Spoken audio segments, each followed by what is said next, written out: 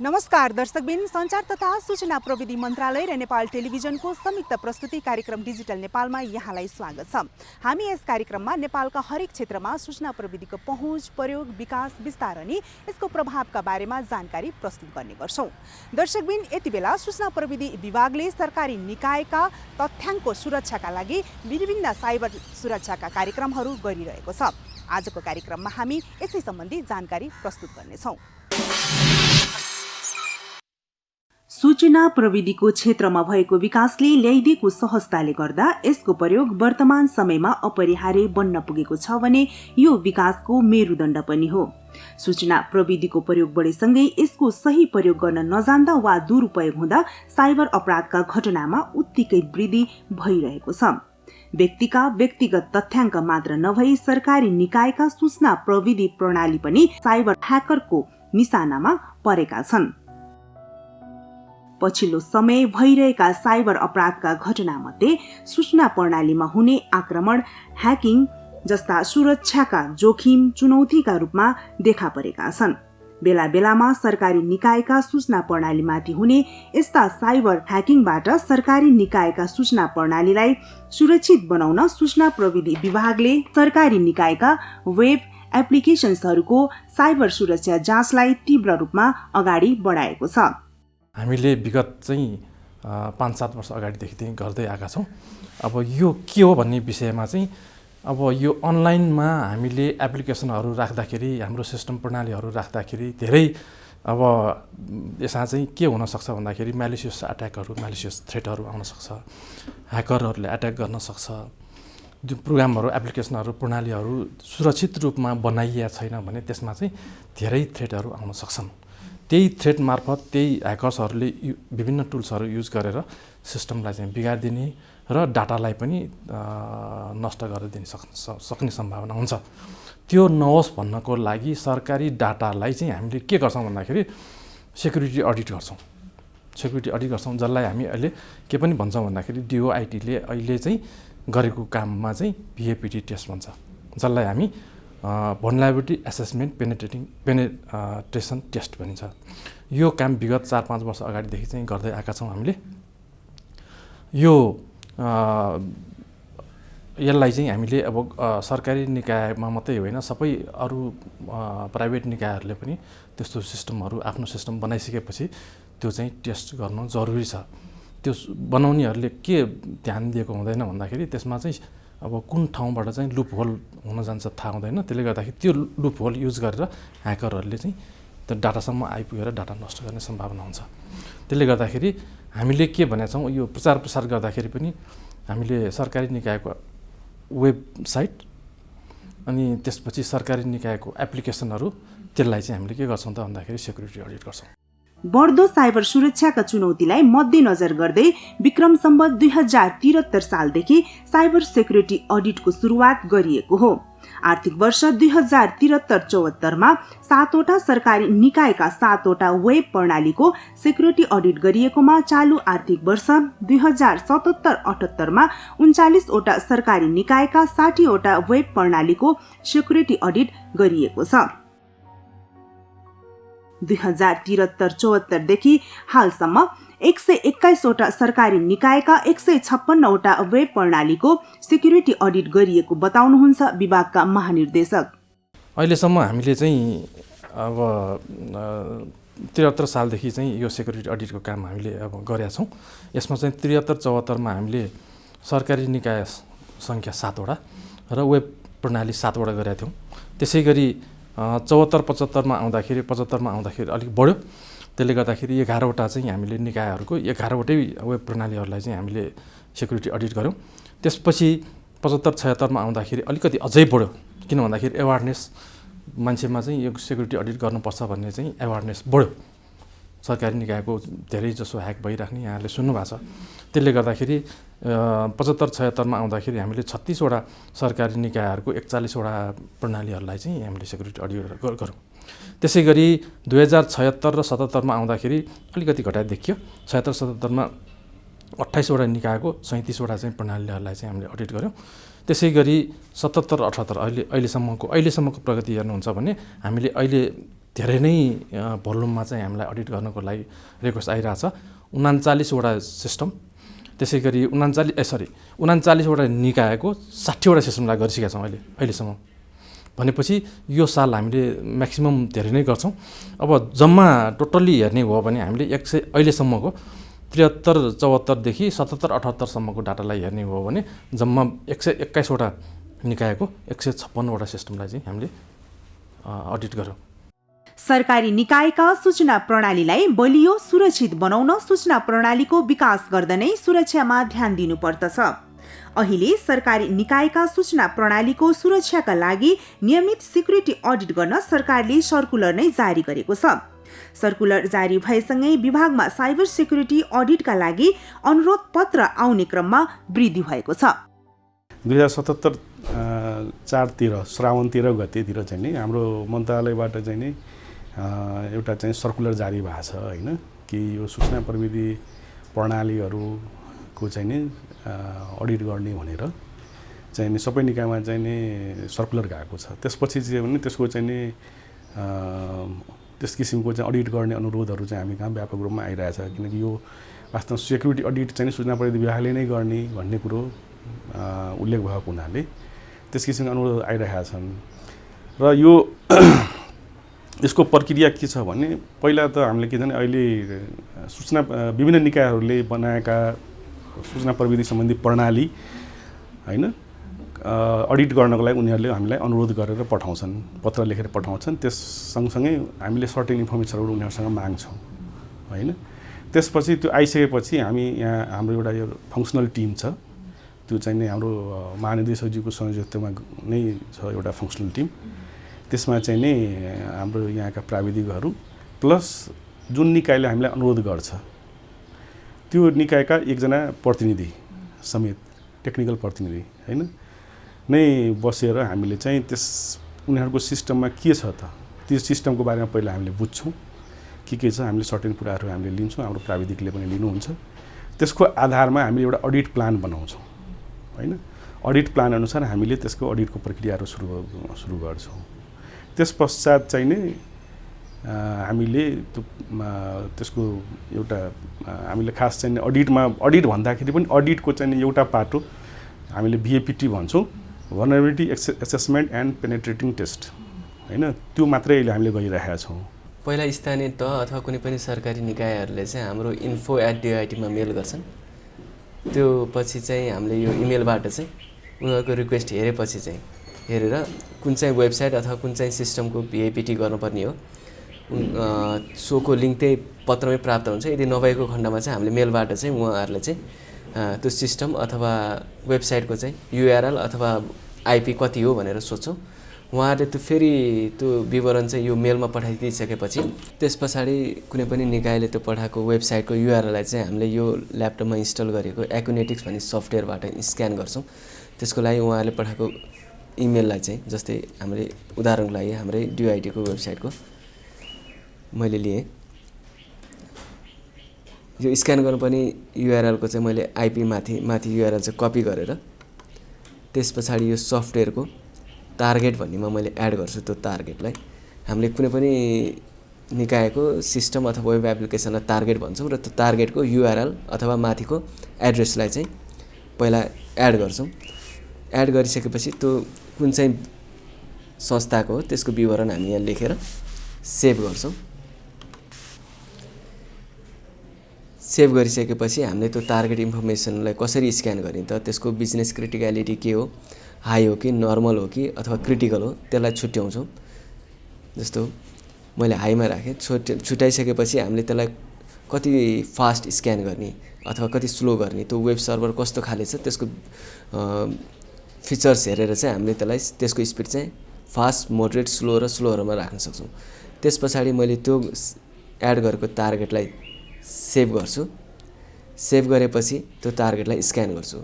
अब स्क्यान भइरहेको टार्गेट चाहिँ आफ्नो समयअनुसार चाहिँ कसैलाई 2 घन्टा, 4 घन्टा, 5 घन्टा त्यो वेबसाइटको डाटा कति छ अथवा त्यो सिस्टम कति ठुलो छ त्यसको रेस्पेक्टमा चाहिँ त्यसले टाइम लिने गर्छ।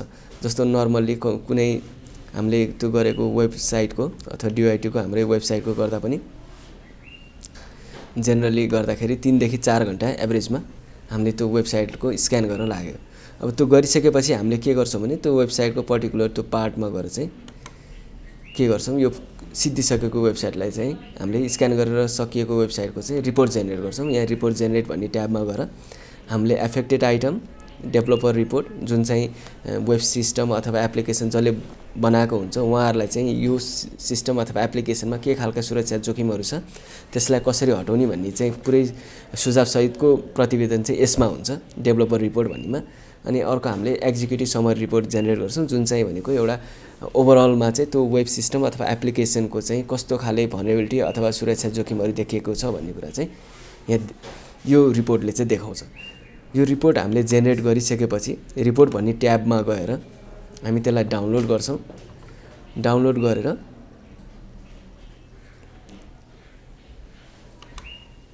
डाउनलोड गरिसकेपछि त्यहाँ देखिएका कुराहरूलाई चाहिँ टार्गेटको युआरएस हामी एड्रेसमा यहाँ एड गर्छौँ र त्यसको विवरण पनि हामीले यहाँ लेख्ने गर्छौँ।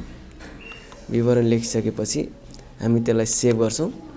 सेभ गरेर त्यसलाई त्यसको क्रिटिकलिटी के छ त्यसको अनुरूप चाहिँ हामीले त्यसलाई सेलेक्ट गरिसकेपछि हामी त्यसलाई सेभ गरेर स्क्यान गर्छौँ। स्क्यान गरिसकेपछि वेबसाइट अथवा सिस्टमको एप्लिकेसनको साइज, नेटवर्कको स्पिड र अरू प्यारामिटरहरूले चाहिँ त्यो स्क्यानिङ प्रोसेस कतिको चाँडो अथवा ढिलो हुने भन्ने कुरा निर्धारण गर्छ। जेनरली चाहिँ 1 घन्टा 2 घन्टा जतिमा चाहिँ हाम्रो स्क्यान लगभग कम्प्लिट भइसकेको हुन्छ टेन्टेटिभ रूपमा। स्क्यान कम्प्लिट भइसकेपछि हामी स्क्यान ट्याबमा गएर पर्टिकुलर त्यो सकिएको स्क्यानलाई चाहिँ हामी क्लिक गर्छौँ।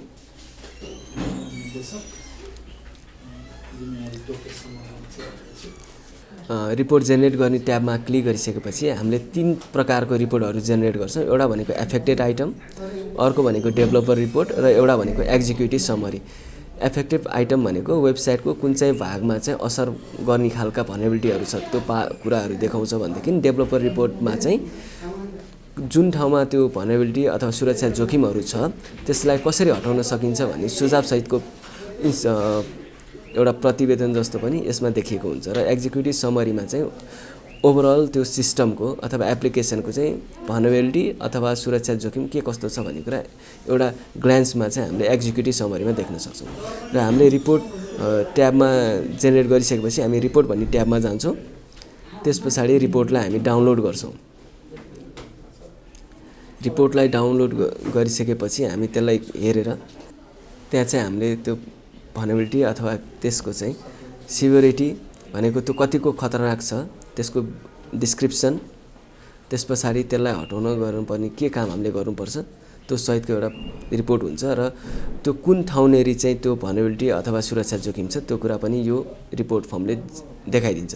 र यो रिपोर्ट फर्म चाहिँ म्यानेजमेन्ट लेभललाई हेर्न सजिलो होस्, नेतृत्व तहलाई हेर्न सजिलो होस् भनेर हामीले चाहिँ अफिसियल एउटा रिपोर्ट प्रिपेयर गर्छौँ, जुन चाहिँ हामीले आफैले हाम्रो टेम्प्लेटमा चाहिँ निर्माण गरेर चाहिँ सम्बन्धित निकायमा पठाउने गर्छौँ। र त्यो चाहिँ प्रशासनका सरहरू अथवा अरू सरहरूले चाहिँ हेर्न सक्नुहुन्छ। र डेभलपर रिपोर्ट जुन मैले अघि भने डेभलपर रिपोर्ट चाहिँ पर्टिकुलर त्यो सिस्टम डेभलप गर्ने डेभलपरहरूको लागि मात्रै टार्गेट गरेर हामी उहाँहरूलाई पठाउँछ।